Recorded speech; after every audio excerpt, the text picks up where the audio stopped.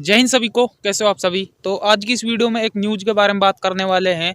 News कुछ इस प्रकार से है कि अग्निपथ पर चलने से कम नहीं, अग्निवीरों के लिए दुल्हन ढूंढना और अस्थायी नौकरी और बिना पेंशन वाली जो देश सेवा है वो टेंशन का मुद्दा बन चुकी है। और जो लड़कियां हैं उन्होंने अग्निवीरों से शादी करने से इनकार कर दिया है। यार एक सोचने की बात है, ठीक है। आप मुझे इस चीज के ऊपर कमेंट करके बताना जो मैं आपको बताने वाला हूँ।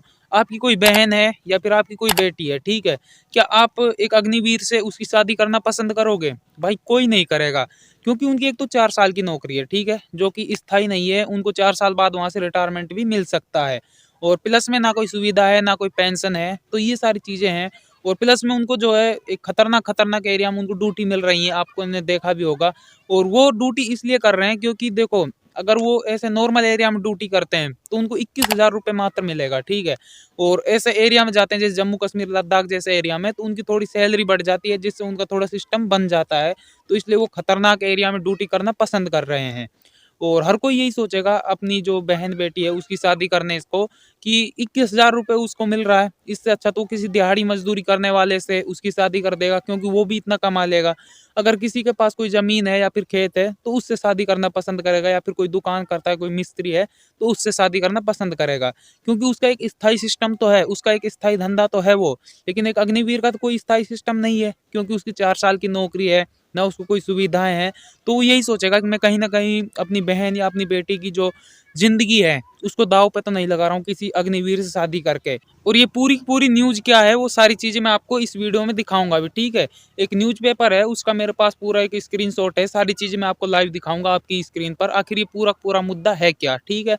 लेकिन उससे पहले मैं एक चीज और बता दूं आपको। एक चीज मैंने पहले आपको बताई थी वीडियो बनाकर, उसमें एक फौजी भाई थे, वो मेरे फ्रेंड ही थे, उसने मुझे सेंड किया था कि ये भाई ऐसा ऐसा कुछ सिस्टम है। उसमें क्या था कि कोई अग्निवीर अगर 4 साल के अंदर शादी करता है तो उसको जो है 25% जो स्थायी जो फौजी रहेंगे, अस्थायी जिनको किया जाएगा, तो उसमें उनका नाम नहीं रहेगा, बल्कि उनको जो 75% है उसमें रिटायरमेंट दे दिया जाएगा अगर वो 4 साल के टाइम पीरियड में शादी करता है तो। और भाई देखो, जितने भी भाई जो आर्मी में जाते हैं ना, एक सोल्जर के रूप में, आपको पता होगा कि वो सारे के सारे ना लगभग लगभग 90% बच्चे वो हमारे गांव देहात से ही होते हैं, ठीक है। और गांव में आपको पता है कोई ना कोई ऐसी परिस्थिति बन भी सकती है कि उनको शादी करनी पड़ जाए। अगर उनकी शादी हो गई उस 4 साल के टाइम पीरियड में तो वो वहां से भी गया, ठीक है, उसको स्थायी जो है नौकरी वहां पर नहीं मिलने वाली है, वो 75% में वहां से रिटायरमेंट हो जाएगा।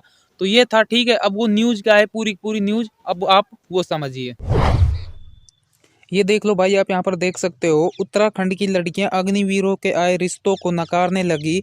लड़कियां साफ कह रही हैं कि 4 साल के बाद अग्निवीर बेरोजगार हो जाएंगे, फिर उनका क्या होगा। अग्निवीरों के परिजनों के लिए लड़कियां ढूंढना एक चुनौती बन गई है। लड़कियों ने साफ मना कर दिया है कि जो अग्निवीर है वो 4 साल बाद बेरोजगार बन जाएंगे, और जो अग्निवीरों के परिजन हैं उनको लड़कियां ढूंढना एक चुनौती बन चुकी है। पहाड़ की लड़कियां पहले बेरोजगार युवाओं से शादी करने से मना करती थी, अब अग्निवीरों के लिए आए रिश्तों को भी नकारने लगी। लड़कियां साफ कह रही हैं कि 4 साल के बाद अग्निवीर बेरोजगार हो जाएंगे, फिर उनका क्या होगा। अग्निवीर को पेंशन भी नहीं मिलेगी। परिजनों के लिए पहले अग्निवीर बेटों के लिए दुल्हन ढूंढना अग्निपथ पर चलने या सीमा पर आने वाली चुनौतियों से कम नहीं है। डीडीहाट तहसील के करीब 5 से अधिक अग्निवीरों के परिजनों ने बताया कि उनके बेटों के लिए दुल्हन नहीं मिल रही। लड़कियां उनसे शादी करने से सीधे सीधे इनकार कर रही हैं। डीडीहाट तहसील जो है वहां पर कम से कम 5 से ज्यादा जो अग्निवीर हैं उनके लिए लड़कियां नहीं मिल रही, बल्कि जो लड़कियां हैं उन्होंने साफ साफ शादी करने से इनकार कर दिया है। डीडीहाट के 5,000 से अधिक लोग दे चुके हैं फौज में सेवाएं। डीडीहाट तहसील में 5,000 से अधिक परिवार फौज की नौकरी कर चुके हैं। पूर्व फौजी धन सिंह कफलिया कहते हैं कि पहले से फौज में भर्ती होने वाले लड़के की ट्रेनिंग के दौरान ही विवाह हो जाता था। भले ही फौजी 8 पास की भर्ती से फौजी बना होता, परंतु उसकी पत्नी स्नातक या बीएड पास होती थी। अब स्थिति बदल गई है। पहले अगर कोई लड़का होता था वो फौज की नौकरी पा लेता था तो ट्रेनिंग टाइम में ही उसकी शादी हो जाती थी, और पत्नी जो है चाहे उसकी स्नातक या बीएड जो मास्टर डिग्री है वो होती थी, फिर भी उससे शादी कर लेती थी, चाहे वो फौजी 8वीं पास ही क्यों ना हो। तो भाई ये थी वो पूरी पूरी न्यूज और इन्फॉर्मेशन। उम्मीद करता हूँ सारी चीजें आपको अच्छे से समझ में आई होंगी। वीडियो अच्छा लगा तो वीडियो को लाइक शेयर जरूर करना, चैनल पर नए हो तो सब्सक्राइब कर लेना। आगे भी आपको ऐसी इन्फॉर्मेशन और भर्तियों से संबंधित अपडेट आपको मिलते रहेंगे, और मिलते हैं किसी नए वीडियो में। तब तक के लिए जय हिंद, जय भारतीय सेना।